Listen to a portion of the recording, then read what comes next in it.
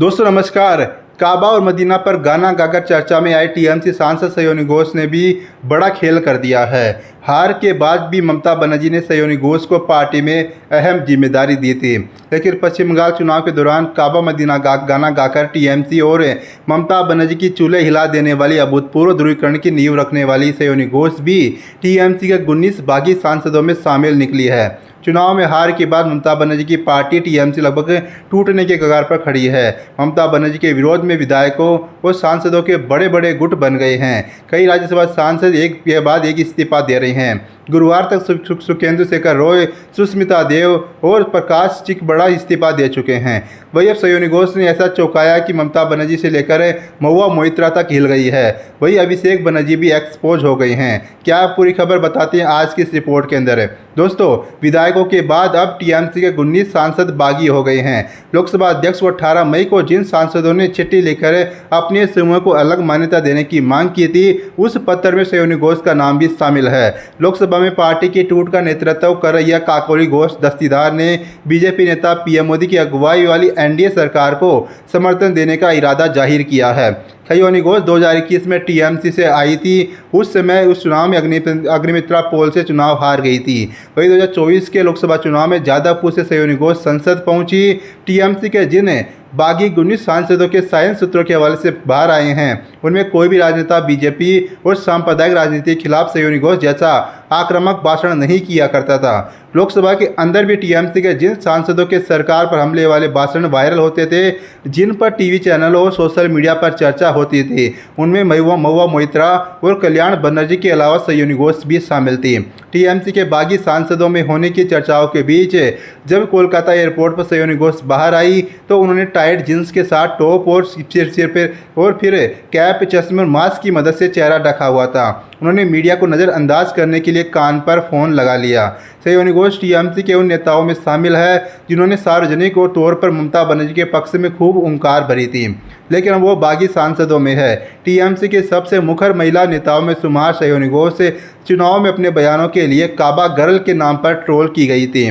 साथ ही यहाँ पर सूती साड़ी, माथे पर बड़ी बिंदी और बंगाली लुक में दिखने वाली सयोनी घोष एयरपोर्ट से पूरी तरह बेस बदलकर बाहर निकली।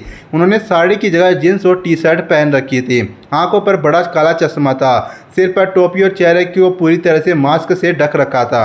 आसनसोल से आने के बाद ममता बनर्जी ने उन्हें प्रमोट किया था। उन्हें टीएमसी युवा विंग की कमान सौंपी थी, जो कभी अभिषेक बनर्जी के पास हुआ करती थी। वही आम आदमी पार्टी के राज्यसभा सांसदों में से जब कुछ एमपी बीजेपी में चले गए तो सयोनी घोष ने ही बढ़ चढ़ कर कहा था कि सयोनी घोष है ना, वो चड्डा नहीं है, इसलिए वह चड्डा चड्डी कब नहीं होगी कभी भी। वही ममता बनर्जी के घर एक बैठक के बाद सयोनी घोष ने कहा था कि ममता हारी नहीं है, उनको वोट चुराकर वोट की लूट करके हराया गया है।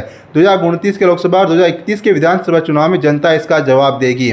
सयोनी घोष ने कहा था कि वह ममता बनर्जी के साथ समर्पित कार्यकर्ता की तरह काम करेगी और आगे टीएमसी का संघर्ष और भी तीव्र और उग्र होगा। लेकिन यह सब अब इतिहास की बातें रह गई है। बागियों की लिस्ट में सयोनी घोष का नाम देकर सोशल मीडिया पर सरकार के समर्थक और विरोधी दोनों सन्न रह गए हैं। उनकी तुलना चर्चित अवसरवादी नेताओं से कर रहे हैं। दोस्तों, सयोनी घोष पहले चुनाव के नेताओं पर सवाल उठाकर ममता बनर्जी के आरोपों का समर्थन कर रही थी कि ममता बनर्जी हारी नहीं है, उन्हें हराया गया है। वह अब यह मान चुकी है कि ममता बनर्जी को किसी साजिश के तहत नहीं हराया गया, बल्कि जनता ने उन्हें हराया है। वही टीएमसी के अंदर मची राजनीतिक उथल पुथल को लेकर ममता बनर्जी की करीबी और सांसद महुआ मोइत्रा का दर्द छलक पड़ा।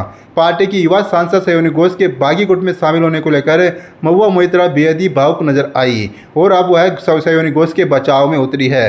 द इंडियन एक्सप्रेस को दिए गए एक इंटरव्यू में महुआ मोइत्रा ने सयोनी घोष का जिक्र करते हुए यह कहा कि उनके जाने से मुझे व्यक्तिगत तौर पर बहुत गहरी ठेस पहुंची है। महुआ मोइत्रा ने कहा कि योग्यता और कड़ी मेहनत मायने रखती है, लेकिन वफादारी बहुत ज़रूरी है। कुछ चीज़ों ने मुझे बहुत आहत किया है। वो मेरी बच्ची जैसी है, मेरी बहन जैसी है। अगर कोई और पार्टी छोड़ता तो मुझे कोई दर्द नहीं होता। वह मेरी बेटी की उम्र की है और मैं उसी तरह से उसे प्यार करती हूँ। वहीं पश्चिम बंगाल विधानसभा में विपक्ष के नेता के चयन में विधायकों के फर्जी दस्तखत को लेकर टीएमसी के महासचिव अभिषेक बनर्जी की मुश्किलें बढ़ती नजर आ रही है। गुरुवार को मामले की सुनवाई करते हुए कोलकाता हाईकोर्ट ने इसे बेहद ही गंभीर मामला बताया और जांच के आदेश दिए। हालांकि उन्हें 3 हफ्तों के लिए गिरफ्तारी से संरक्षण मिल गया है। वही मामले की जांच करे सीआईडी 3 बार अभिषेक बनर्जी को समन भेज चुकी है, लेकिन वह एजेंसी के सामने पेश नहीं हुए। साथ ही उन्होंने अपने खिलाफ चल रहे मामले को खारिज करने के लिए कोर्ट में याचिका दायर कर दी है। वही खबर के अनुसार अभिषेक बनर्जी ने कहा कि वह जांच में सहयोग करेंगे, लेकिन उन्हें गिरफ्तारी के संरक्षण दिया जाए। तो देखा आपने कैसे अब बचने के लिए अभिषेक बनर्जी कोर्ट में राहत के लिए बेचैन नजर आ रहे हैं। इस पर आपकी क्या राय है? अपनी राय अवश्य बताइए। वीडियो को लाइक कीजिए, चैनल को सब्सक्राइब करना मत भूलिएगा। शुक्रिया, धन्यवाद।